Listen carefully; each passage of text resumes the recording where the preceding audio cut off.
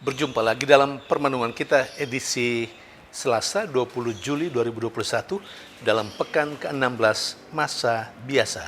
Bacaan-bacaan liturgi hari ini, bacaan yang pertama dari kitab Keluaran bab 14 ayat 21 sampai bab 15 ayat 1. Dan bacaan Injil dari Injil Matius bab 12 ayat 46 sampai 50. Bacaan yang pertama hari ini, hemat saya akan kita pahami dengan baik kalau kita mengingat kembali bacaan pertama kemarin, Senin 19 Juli 2021. Pasti ada di antara kita yang masih ingat dengan sangat baik. Tapi mungkin juga ada yang sudah mulai lupa. Tidak apa-apa. Untuk yang masih ingat dan untuk yang mungkin sudah lupa, saya mengingatkan kembali. Bacaan pertama kemarin, sekali lagi Senin 19 Juli 2021, berisikan atau bercerita tentang orang Israel yang dalam kebingungan, dalam kecemasan, karena dikejar oleh tentara Mesir sedang berada di tepi laut Teberau. Sedikit ada pemberontakan atau mereka merasa karena kecemasan mereka berontak. Dan mereka berontak terhadap Tuhan dan juga terhadap Musa, utusan Tuhan. Tetapi Musa tampil menenangkan hati mereka dengan berkata, "Jangan takut, Tuhan akan menolong dan Tuhan akan bekerja, berkarya. Tuhan akan melawan tentara Mesir." Dan apa yang disampaikan sebagai sebuah peneguhan untuk orang Israel bukan isapan jempol belaka, tetapi sungguh terjadi. Dan itulah yang diceritakan dalam bacaan pertama hari ini. Allah beraksi. Allah menunjukkan kekuasaannya. Allah berkarya. Allah bekerja. Dan Allah menyelamatkan bangsa kepilihannya, Israel, dari tentara Mesir. Saudari dan saudara yang terkasih, bahwa Allah bekerja untuk orang Israel itu dirasakan oleh tentara Mesir. Ketika menurut bacaan pertama hari ini mereka berkata, "Mari kita pulang, meninggalkan orang Israel, karena Tuhanlah yang berperang melawan kita untuk mereka." Sekali lagi, inilah yang dirasakan oleh tentara Mesir. Saudari dan saudara yang terkasih, Tuhan tetap berkarya, Tuhan tetap bekerja. Tuhan berkarya untuk keselamatan kita. Di saat-saat yang paling genting sekalipun, Tuhan berkarya untuk kita. Saat ini misalnya, kita menghadapi pandemi yang kita tidak tahu kapan akan berakhir. Kita pasti cemas.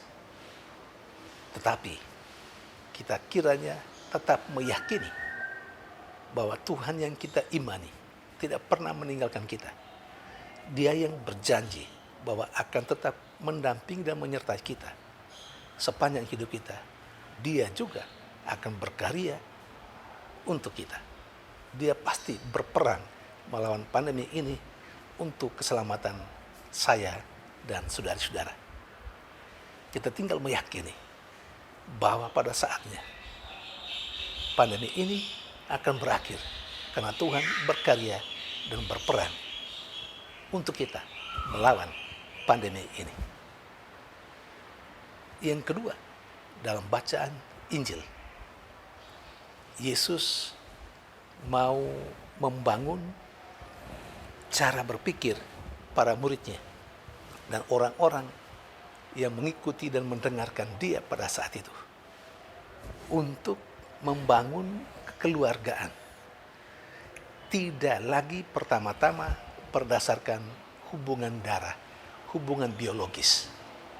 Di dalam Yesus mengharapkan seperti dia mulai membangun persaudaraan, membangun keluarga, tidak lagi berdasarkan hubungan darah, tapi berdasarkan kerinduan, berdasarkan komitmen untuk melaksanakan sabda Tuhan.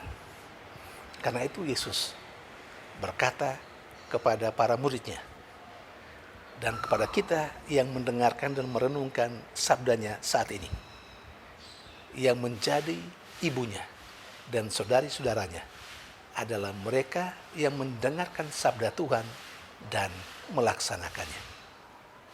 Saudari dan saudara terkasih, maka ketika saya dan Anda mendengarkan sabda Tuhan dan melaksanakannya, kita masuk dalam kategori saudari-saudara Yesus sendiri. Relevansinya untuk kehidupan kita saat ini, memang saat ini apa yang dikatakan Yesus sangat relevan. Kita tidak pertama-tama membangun kekeluargaan dan persaudaraan atas dasar hubungan biologis, atas dasar hubungan darah, atas dasar hubungan atau kelompok agama, kelompok komunitas. Tapi kita mesti membangun keluarga, membangun persaudaraan berdasarkan kehendak untuk mendengarkan dan melaksanakan sabda Tuhan. Kalau kita membangun keluarga dan persaudaraan atas dasar apa yang dikatakan Yesus, maka kita bisa berkeluarga dengan siapapun. Kita bisa bersaudara dengan siapapun. Dan ini yang sangat penting saat ini. Ketika kita berhadapan dengan kelompok-kelompok yang eksklusif, kelompok-kelompok yang diskriminatif, apa yang dikatakan Yesus itu menjadi sangat relevan. Saudari dan saudara terkasih, juga menjadi sangat relevan ketika kita sekarang ini berhadapan dengan pandemi.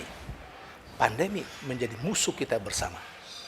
Karena itu siapapun yang menderita karena pandemi ini adalah mereka yang merupakan bagian kehidupan kita, keluarga kita, saudari-saudara kita.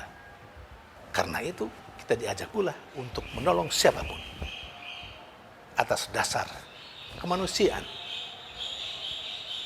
atas dasar kekeluargaan yang kita bangun, tidak lagi berlandaskan hubungan darah dan biologis atau hubungan agama.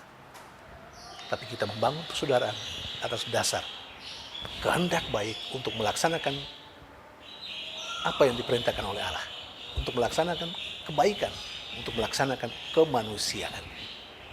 Semoga upaya kita untuk membangun persaudaraan yang sejati atas landasan kemanusiaan dan melaksanakan kehendak Allah sungguh hari demi hari makin kokoh dan kuat, sehingga kita akan hidup bersaudara satu sama lain sekalipun kita berbeda iman, berbeda hubungan biologis, berbeda hubungan darah.